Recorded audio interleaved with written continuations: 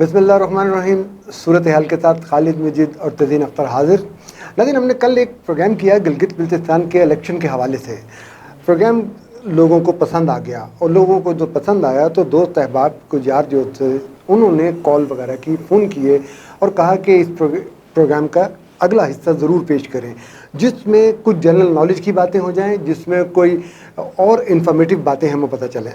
तज़ीन साहब, बात लोगों दोस्तों की ठीक थी। हमने प्रोग्राम किया, बड़े अच्छे मूड में कर लिया, लेकिन कुछ चीज़ें ऐसी हैं जो यहाँ के रहने वालों को नहीं पता।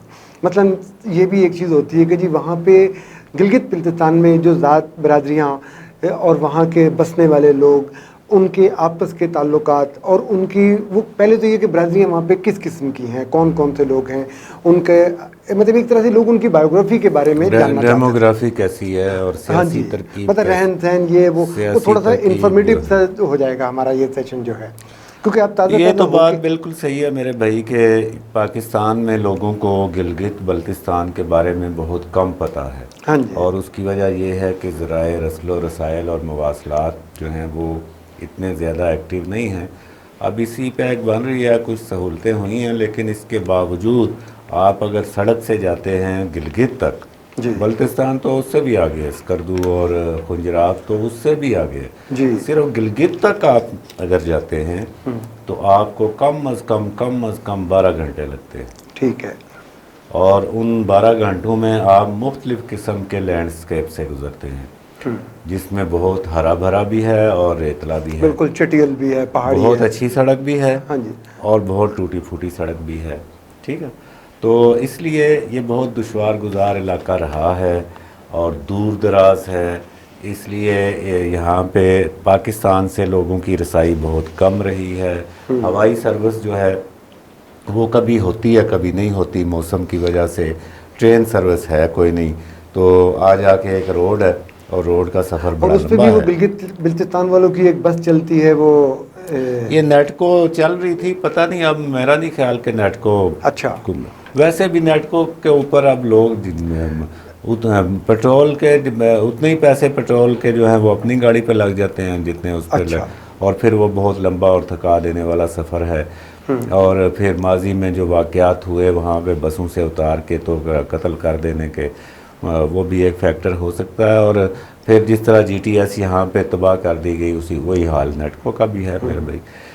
तो ये बात तो ठीक है कि लोग बहुत कम जानते हैं। गिलगित बल्तिस्तान जो है, जब 1948 में ये भारत के साथ हुआ, भारत ने फ़ौजें उतार दी वहाँ पे श्रीनगर में और वादी पे कब्ज़ा करने का इरादा किया, तो आज़ाद कश्मीर से भी लोग उठे, जैसे सरदार अब्दुल कयूम खान साहब ने नीला बट से पहली गोली चलाई, ठीक है। फिर कबायलियों के बारे में कहा जाता है वो पहुँचे, और उस वक्त के जो आर्मी चीफ थे उनके बारे में हमने पढ़ा है कि उन्होंने फ़ौज भेजने से इनकार कर दिया। तो कबायली पहुँचे और फिर इधर से जो गिलगित बल्तिस्तान में उस वक्त जो थे सिपाही फ़ौज के, वो उनके इंचार्ज कर्नल हसन का नाम लिया जाता है, तो उन्होंने वहाँ पे बगावत कर दी डोगरा राजा के ख़िलाफ़ और ये गिलगित बल्तिस्तान का इलाका आज़ाद करवा लिया। और पाकिस्तान के पास उस जम्मू और कश्मीर का जो हिस्सा आज़ाद कश्मीर और गिलगित बल्तिस्तान की सूरत में मौजूद है, उसमें ये भी बात बहुत से लोगों के लिए नई होगी कि जो आज़ाद कश्मीर है वो बहुत छोटा इलाका है, वो एक बारीक सी पट्टी है, और जो GB है ये एक बड़ा इलाका है। ये तकरीबन कोई 30,000 से ज़ायद मुरबा मील का इलाका है और ये बड़ा इलाका है। और इसके दो मेन इसके दो खिते हैं, एक बल्तिस्तान है और एक गिलगित है। वो मेहदी शाह साहब जो पीपल्स पार्टी वाले थे वो बल्तिस्तान वाली साइड के थे। तो बल्तिस्तान और गिलगित ये दो अलग खिते हैं मेन, और फिर वहाँ पे जितने अज़ला हैं उन अज़ला में भी अलग अलग आबादियाँ और अलग अलग बरादरियाँ हैं, और उनमें मकपून फैमिली भी है और बहुत से दीगर भी, ये शाह फैमिली भी है। और जो अगर हम इसको देखें, बहुत अहम जो एक तरकीब है, ये सियासी भी और बरादरी से भी हट के बहुत अहम तरकीब है, वो है मसलकी। मसलक, वहाँ मसलक का भी, ठीक है, बिल्कुल। और माजी में वहाँ पे शिया और सुन्नी का बड़ा तसादम रहा है, बहुत खून रेजी हो चुकी है। बिल्कुल। अब अल्लाह का शुक्र है वहाँ पे अमन है, लेकिन बहरहाल वही लोग वहाँ पे मौजूद हैं। और फिर बहुत से और भी वाक़यात हुए, जैसे नांगा पर्बत में गैर मुल्की कोह पैमाओं को कत्ल कर दिया गया। ये जो ही मुस्लिम लीग नून की हुकूमत आई थी यहाँ पे, चौधरी निसार वज़ीर दाखिला थे, हमने लिखा भी था उस वक्त उसके ऊपर। चीन और यूक्रेन के कोह पैमा भी उसमें शामिल थे। वो उनके कत्ल में भी मकामी जो इंतहा पसंद तंजीमों के लोग हैं वो पकड़े गए। तो जो दीनी मसलकी वहाँ पे है शिया और सुन्नी की, और फिर आगा खानी, ये एक तकसीम जो है ये वहाँ पे मौजूद है। और पीपल्स पार्टी का वोट बैंक ज़्यादा रहा है वहाँ पे, जैसे कि 2010 में सदर आसफ़ अली ज़रदारी के दौर में उनको शनाख्त दी गई, और ये शुमाली इलाकों से गिलगित बल्तिस्तान बना, और फिर लेजिस्लेचर इसकी बनी, और यहाँ पे CM और गवर्नर बनाया गया। फिर उसके बाद मुस्लिम लीग नून की हुकूमत आई, मुस्लिम लीग नून की भी यहाँ पे खासी मकबूलियत है। अब चूँकि दौर है PTI का। अच्छा, इससे पहले PTI के दौर से पहले एक और बड़ी अहम सी बात है, वो ये है कि पाकिस्तान के लिए GB की अहमियत क्या है, उसको हम किस नज़र से देखते हैं? अब तो बहुत ज़्यादा अहमियत है CPEC की वजह से। CPEC की वजह से। पहले तो हमें सिर्फ ये था कि वहाँ पे वो दुनिया की जो चोटियाँ हैं, वो चोटियाँ जो है टूरिस्ट पॉइंट ऑफ व्यू से आप कह रहे हैं, और वहाँ से जो नगीने बरामद होते हाँ हैं, जी। और वहाँ की जो वाइल्ड लाइफ है, और वहाँ पे जो और कुदरती जो वसाइल हैं और ज़खायर है वो सारा। लेकिन फिर जब चीन की ज़रूरत पड़ी कि वो हांगकांग तक जाएगा, तो उसको 3,500 से ज़ायद मील का फासला जाना और आना, ये 7,000 बन जाता है बीजिंग शंघाई से। तो इधर से अगर वो तो अपने सिंकियांग वाले इलाके से, काशगर वगैरह से, उरुमची से वो आता है, तो उसका वही फासला आधा पड़ जाता है। तो उसने यहाँ पे सड़क बनाने का इरादा किया। तो इस लिहाज से CPEC जो है उसने GB की अहमियत को आलमी सतह पे बहुत ज़्यादा बढ़ा दिया है, और इसके माशी असरात भी मुरतब हुए हैं GB के लोगों की ज़िंदगी पे, उनमें खुशहाली आई है। इसके अलावा शुमाली इलाका जात जो गिलगित बल्तिस्तान की चीन के अलावा भी बड़ी अहमियत है वैसे। अच्छा। वो है सेंट्रल एशिया। अब सेंट्रल एशिया में जो आप देखें ना कि सेंट्रल एशिया शुरू होता है जनाब चीन के बॉर्डर से, शुरू हो गया कज़ाकिस्तान जो कि बहुत एक वसाइल से भरपूर मुल्क है और सबसे बड़ा लैंडलॉक्ड मुल्क है। और कज़ाकिस्तान से आप ताजिकिस्तान, किर्गिस्तान, उज़्बेकिस्तान, सारी जितनी 8,000 तुर्कमानिस्तान, ठीक है, अब ये सारी 5 जो रियासतें हैं, हाँ जी, ये दुनिया में रिसर्च आ चुकी है कि अगली सदी का जो तेल का ज़ख़ीरा है, तेल और गैस का, वो सेंट्रल एशिया में है। और ये बात भी हमारी लिखी पड़ी है। अभी मैं इस फरवरी में बाकू अज़रबैजान में था उनके सदारती इलेक्शन की कवरेज के लिए। वहाँ पे हमें पता चला कि रूस ने जो दूसरी आलमी जंग रूस ने सारी लड़ी है, वो जिस तेल और पेट्रोल की बुनियाद पे लड़ी, वो सारा वो अज़रबैजान से निकालता था। ठीक है, तो अज़रबैजान भी सेंट्रल एशिया का ही एक तरह से, वैसे तो यूरेशिया है लेकिन इन्हीं ममालिक के साथ वो भी मुंसलिक है। इन तक पहुँचने के लिए आपको अफ़गानिस्तान से गुजरना पड़ता है और अफ़गानिस्तान बंद है। लिहाजा जीबी की ये अहमियत भी है कि जीबी ही से आप ताजिकिस्तान तक रसाई हासिल कर लेते हैं। सही। और बहुत काफ़ी बरसों से वहाँ पे एक रास्ता मौजूद है जिससे ट्रकों के ज़रिए तिजारत हो रही है ऑलरेडी। तो ये भी एक ख़ास अहमियत है। चीन की अपनी जगह बहुत बड़ी अहमियत माशी और अस्करी भी और दिफाई भी, और फिर ताजिकिस्तान के ज़रिए सेंट्रल एशिया तक रसाई अफ़गानिस्तान को छोड़कर। सही। अफ़गानिस्तान अमन हो जाता है, सड़क बन जाती है, रेल बन जाती है, जैसे कि तुर्कमानिस्तान और ताजिकिस्तान ने अपनी साइड से बनाई हुई हैं और वो चाहते हैं कि हम पाकिस्तान तक पहुँचें, लेकिन अफ़गानिस्तान की वजह से रह जाते हैं। तो वो रास्ता भी हमें जीबी अभी फ़िलहाल हमें जीबी दे रहा है। हम जीबी की अहमियत पे बात करें ना, तो जीबी हमें सेंट्रल एशिया भी दे रहा है और जीबी हमें चीन भी दे रहा है। तो जीबी की ये एक ख़ास अहमियत है। दूसरी भारत के हवाले से है कि जीबी जो है वो हमें भारत के ऊपर ले जाता है कई दिफाई पोजीशन पे। जैसे ये कारगिल और द्रास सेक्टर वाला भी हमारे सामने है, हाँ जी। तो वहाँ पे कई जगह पे हमारी पोजीशन भारत से बेहतर है, हम उस पर नज़र रख सकते हैं और अपनी जो पोजीशन है वो बेहतर बना सकते हैं। हम बात करेंगे अब इलेक्शन के हवाले से, बहुत सारी बातें हैं, लेते हैं छोटी सी ब्रेक और ब्रेक के बाद मिलते हैं। नाज़रीन, छोटी सी ब्रेक के बाद हम मिलते हैं और बहुत से सवालात अब आपस में जो हम कर रहे हैं वो इलेक्शन के हवाले से करेंगे। देखते रहिए सूरत हाल। खेल का मैदान वही मगर अंदाज है नया, तैयार है मैदान में फिर से जोश दिखाने। खेल में अब होगा टाकरा, जोश, जज्बे और जुनून का। अब उड़ाएंगे विकेटें, लगाएंगे छक्के, दिखाएंगे अपना टैलेंट। महफूज शहीद क्रिकेट टूर्नामेंट 2020। वेलकम बैक नाज़रीन, सूरत हाल में दोबारा खुश आमदीद। खालिद मजीद और तज़ीन अख्तर आपके सामने हाजिर। बात हम इलेक्शन के हवाले से करेंगे क्योंकि नवंबर में इलेक्शन है जीबी में।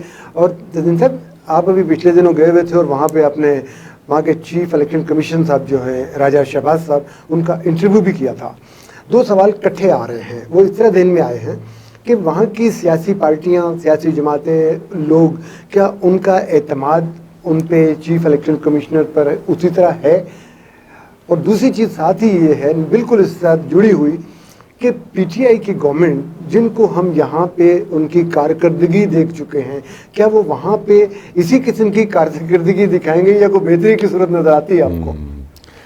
ये देखें, जो केयर टेकर सेटअप होता है ना जी, उसका पता तभी चलता है जब इलेक्शन होते हैं। ठीक है। मेनली बीच में कुछ आसार हो जाते हैं ऐसे, वो अगर कोई ऐसे कदम उठाएं तो। अब चीफ इलेक्शन कमिश्नर जीबी जो राजा शहबाज साहब हैं, राजा शहबाज खान, ये एक क्लर्क से ये जज के ओहदे तक पहुंचे हुए हैं। अच्छा। और मेहनती आदमी हैं और इन्होंने ये इंसदाद दहशतगर्दी की अदालत के जज थे ये। अच्छा। और इस हैसियत में इन्होंने ही वो सारी तफ्तीश, और तफ्तीश भी तो पुलिस करती है, इनकी हिदायत बहरहाल शामिल थी। तो इन्होंने ही फैसला सुनाया था वो नांगा पर्वत में जो गैर मुल्की को पेमाओं को कत्ल किया गया, और वो मुकामी लोग सारे पकड़े गए थे उसमें और वही साबित हुए थे। फिर राजा शहबाज खान वो हैं, आपको याद होगा कि काफ़ी अरसा पहले गिलगित की इंसदाद दहशतगर्दी अदालत से MQM के लंदन में मुकीम रहनुमा अल्ताफ़ हुसैन को फांसी का हुक्म आया था। तो वो हुक्म भी इन्हीं राजा शहबाज साहब ने दिया था। ठीक है। फिर एक और केस में इन्होंने ये जो हमारे हैं मीर शकीलुर रहमान साहब, आजकल भी वो नैब की ज़ेर हिरासत हैं। वैसे मेरी ज़ाती राय है उन्होंने नैब ज़्यादती कर रहा है उनके साथ, तो उनको भी, उनके ख़िलाफ़ भी एक फ़ैसला आया था, कोई कैद का फ़ैसला था, वो भी इन्होंने दिया था राजा शहबाज खान साहब। यानी ये बड़े, मतलब कि आप कह सकते हैं कि दबंग किस्म के दबंग आदमी हैं। ठीक है। तो इन्होंने जब इनको, इसीलिए इनको बनाया गया चीफ इलेक्शन कमिश्नर, और इन्होंने जब बुलाया सियासी जमातों को कि भाई आए हम बात करें इसके ऊपर, तो उसमें ये तय हुआ था कि अभी वक्त कम है। सब ने तय किया था इकट्ठे, उसमें नून के भी शामिल थे, हफीज़ुर रहमान साहब, पीपल्स पार्टी के वहाँ के जो सदर हैं वो भी, और बाकी भी सब। लेकिन बाद में जो नून लीग ने अलग एक स्टांस ले लिया था। उन्होंने कहा था कि हम ये बात नहीं मानते चीफ इलेक्शन कमिश्नर साहब की, और वो उन्होंने मतलब उससे इख्तलाफ किया। जो मेन बात है वो ये थी कि इलेक्शन जो हैं उस वक्त की तारीख़ के मुताबिक 18 अगस्त को हो सकते हैं कि नहीं, तो वो एक इत्तेफाक राय हुआ था कि नहीं हो सकते, टाइम कम है, इसमें टाइम बढ़ाना चाहिए। ठीक है। उस पर मुस्लिम लीग नून की जो मकामी क़यादत है सूबाई, मीटिंग में वो राज़ी हुई, और मीटिंग के बाद उन्होंने दूसरा मौक़िफ़ इख्तियार कर लिया कि नहीं, ये यहाँ इस मुकर्रर तारीख़ कोई करवाए जाएँ। बहरहाल उसके बाद मामला चीफ़ कोर्ट में चला गया, और चीफ़ कोर्ट ने अब 15 नवंबर की तारीख़ दे दी है। ठीक है। तो अभी अगर चीफ़ इलेक्शन कमिश्नर जो हैं फ़िलहाल, अभी तक तो उनकी तरफ से कोई ऐसे इकदाम सामने नहीं आए जिनकी बुनियाद पे पीपल्स पार्टी या मुस्लिम लीग नून कह सके कि वो पीटीआई की साइड ले रहे हैं। तो अब 15 नवंबर के रोज़ पता चल जाएगा, और या इससे पहले अगर वो कोई स्टेटमेंट जारी करते हैं। तो ऐसी सूरत हाल अभी सामने आई नहीं है। अगली बात दूसरी जो चीज़ है, दूसरी जो चीज़ है वहाँ पर बेहतरी की और तरक्याती कामों की। आप जानते हैं कि 1948 में वो इलाका आज़ाद करवा कर पाकिस्तान से मुंसलिक भी हो गया, लेकिन उसको शनाख्त कब जाकर मिली? 2010 में। ठीक है, तो इतना अरसा तो उस इलाके का कोई नाम ही नहीं था। वाली वारिस वाली वारिस भी कोई नहीं था। वाली वारिस भी कोई था, एक कमिश्नर यहाँ से उसको डील किया करता था। ठीक है, तो 2010 में उसको मिला वज़ीर आला। अब ज़ाहिर है वज़ीर आला और गवर्नर अपना होगा, लेजिस्लेचर होगी, तो वो अपने इलाके में ज़्यादा बेहतर काम कर सकेंगे। लेकिन 2010 से अभी 10 साल हुए हैं, इसमें कितना काम हो सकता है। अभी ये वज़ीर आज़म साहब ने दिया मीर भाषा डैम का वहाँ पे इफ्तिताह किया है, उसको भी खैर वो देख रहे हैं, दूसरी पार्टियाँ और नज़र से देख रही हैं कि ये इलेक्शन के दिनों में आके इफ्तिताह क्यों किया। तो बात ये है कि जो पीटीआई का एक यहाँ पे जो किरदार है पाकिस्तान में और केपी में, वो सबके सामने है। अब आप लंबी बात हम नहीं करते, मैं काफ़ी तनकीद किया करता हूँ, मेरा भी कोई दिल नहीं करता, उनके पास असल में है ही कुछ नहीं। आप ये बीआरटी को देख लें ना जी, यहाँ पे चलें, ठीक है आपकी बात मान लेते हैं जी, 2 साल आपको हुए हैं, केपी में तो आपको 7 साल हो चुके हैं ना। ठीक है, तो वहाँ पे आपने पेशावर में जो बस सर्विस बनाई वो सबके सामने है। ठीक है, वो चली बाद में है, पहले हो गई। ठीक है, उसका क्या हुआ। तो आपका यहाँ पे ये हाल है। तो अगर पीटीआई जो है वो आ जाती है जीबी में जी, तो वहाँ पे उसने वो क्या करेगी, इसका तसव्वुर बखूबी अंदाज़ा किया जा सकता है पेशावर की बीआरटी को सामने रखते हुए। तो मैं ये नहीं समझता कि पीटीआई के आने से वहाँ पे कोई तामीर व तरक्की में कोई तेज़ी आ जाएगी। मैं तो ये समझता हूँ कि वहाँ पे जो पीटीआई के लोग हैं वो अभी नए हैं और उनमें इख्तलाफात भी हैं बहुत ज़्यादा। हम वहाँ पे थे तो हमारी मुलाकातें कुछ 2-4 मरकज़ी लोगों से हुई, उनके दरमियान इख्तलाफात भी हैं। अभी टिकटों की तकसीम होगी तो पता चलेगा कि खान साहब ने वहाँ पे कितने लोगों को लिया है साथ, और यहाँ से मुसल्लत कितने किए हैं। इस्लामाबाद से कुछ जाएगा तो वो मुसल्लत ही होगा ना। बिल्कुल ठीक है, तो उसमें फिर चीज़ें आएंगी सामने कि वहाँ पे इख्तलाफात कितने शदीद हैं। मैं ये समझता हूँ कि जीबी की जो जितनी हसास पोजीशन है वो एक बड़ा इम्तहान है अब पीटीआई की हुकूमत के लिए कि अब वहाँ पे इलेक्शन करवाए जाएं तो उसमें के शफाफ इलेक्शन होंगे तो पीटीआई के बहुत कम चांस हैं। अच्छा, एक और चीज़ है तजीन साहब, जीबी पे चीन का बहुत ज़्यादा असर नज़र आता है। अच्छा, इसके साथ ईरान की बात भी सुनने में आती है। ये दोनों चीज़ें किस तरह देखते हैं आप? देखें, जीबी जो है ना, ये अब न सिर्फ चीन और ईरान बल्कि अमेरिका को भी इसमें शामिल कर लें। अच्छा, ठीक है, इसमें भारत को भी, भारत तो अफ्रीका है इस मामले में सारा। तो देखें, चीन का तो सी पैक की वजह से मतलब वो बताने वाली बात कोई नहीं है। ठीक है, अब जीबी में अगर सड़क बन रही है तो चीन बना रहा है, जीबी में कुछ टनल बन रही है, लेके गवादर से लेके और वो चीन बना रहा है, तक जा रही, काशगर तक चीन वहाँ पे खर्चा कर रहा है सारा। और जीबी की एक और ख़ास मैं आपको बात बता दूँ चीन के हवाले से कि जीबी के बाशिंदे को चीन जाने के लिए वीज़े की ज़रूरत नहीं है। अच्छा, जीबी का बाशिंदा अपने असिस्टेंट कमिश्नर या डिप्टी कमिश्नर से एक कागज़ क्लियरेंस सर्टिफिकेट लेगा। ठीक है, और वो सोस्ट बॉर्डर पे उनको चीनियों के हवाले करेगा और वो सिंकियांग में जा सकता है, दाखिल हो सकता है वो। ठीक है, ये लेकिन बाकी पाकिस्तान के लिए वीज़ा है। तो चीन की तो ये है जी, चीन तो यूँ अभी जो ईरान है, ईरान आपको याद है जब ये 5 अगस्त 2019 किया मोदी ने, तो उसके ऊपर ईरान की तरफ से शदीद रद्द-ए-अमल आया। बिल्कुल, सबसे ज़्यादा। ठीक है, और अभी 1 साल पहले हम ईरान के ऊपर तनकीद करते थे कि देखो ये भारत को लेके तो चाहे बहार में ले आया है और उसमें बंदरगाह बना रहा है गवादर को काउंटर करने के लिए, और उसमें भारत को शामिल कर लिया है। तो ईरान ने चाहे बहार से भी निकाल दिया भारत को। ठीक है, कश्मीर पे ईरान बहुत सख्त बोला। उसकी वजह यह है कि ओवरऑल जो पूरा यूनिट कश्मीर है, जिसमें जीबी भी है, जिसमें मकबूजा भी है, जिसमें आज़ाद भी है, यहाँ पे जो एक तो शिया जो कम्युनिटी है उसकी काफ़ी तादाद है, फिर यहाँ पे फ़ारसी बहुत ज़्यादा रही है। और इस चीज़ को लेके अल्लामा इकबाल जो हैं वो अपने शेरों में कह चुके हैं, इसको कश्मीर को ईरान सगीर के तौर पे मुखातिब कर चुके हैं। ठीक है, तो एक तो ये है। अब दूसरा जो फैक्टर है शिया कम्युनिटी का, वो एक अपनी जगह पे है। ठीक है, तो इसलिए ईरान जो है उसके बहुत से ताल्लुकात हैं इस इलाके में, और मजहबी भी, मसलकी भी और सकाफ़ती भी, और उनके जो कनेक्शन हैं वो न सिर्फ मकबूजा कश्मीर में हैं बल्कि जीबी में भी बहुत ज़्यादा हैं। ईरान का बड़ा असर और रसूख है। अब पाकिस्तान के लिए, इसलिए पाकिस्तान की ये कोशिश होती है कि ईरान को नाराज़ ना होने दिया जाए।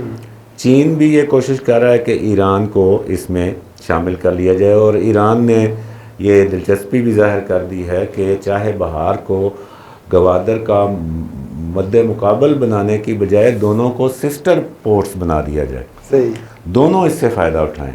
और अगर चाहे बहार गवादर के साथ सिस्टर पोर्ट बन जाती है, जिस पे काफ़ी काम हो भी चुका है, तो फिर चाहे बहार से आप आज़रबाईजान और तुर्की और जो सेंट्रल एशिया के ये तुर्कमानिस्तान जो है और उज़्बेकिस्तान है, यहाँ तक आपकी रसाई जो है वो बहुत आसानी से हो सकती है। तो अब ईरान को इसमें शामिल किया जा रहा है, जो कि एक अच्छी बात है पाकिस्तान के लिए भी और ख़ित्ते के लिए भी। बहुत शुक्रिया। देखिए नाज़रीन, आज हमने ये सूरत हाल का आज का प्रोग्राम इस हवाले से मैनेज किया था क्योंकि कुछ चीज़ें मेरे इल्म में थी, कुछ मेरे इल्म में भी नहीं थी, और बहुत से लोग गिलगित बिल्तिस्तान के महल वक़ू के बारे में भी नहीं जानते थे, और बहुत सारी ऐसी बातें जो इज़्ज़ुद्दीन अख्तर साहब क्योंकि ताज़ा होके वहाँ से आए हैं और वहाँ के लोगों से मिल के आए हैं। इन्होंने वहाँ पे चीफ इलेक्शन कमीशन साहब का इंटरव्यू भी किया था, इसलिए सोचा ये कि दोस्तों ने जो बात हमसे की है हम उससे बैठ के आपस में डिस्कस करें और कोशिश करेंगे कि 15 नवंबर तक इस पे मज़ीद बात भी की जाए इलेक्शन के हवाले से भी, और वहाँ के आए हुए दोस्तों से या वहीं पे बैठे हुए दोस्तों से भी बातचीत करके आपको सुनवाई जाए। खालिद मजीद और तदीन अख्तर को इजाज़त दीजिए। देखते रहिए सूरत हाल।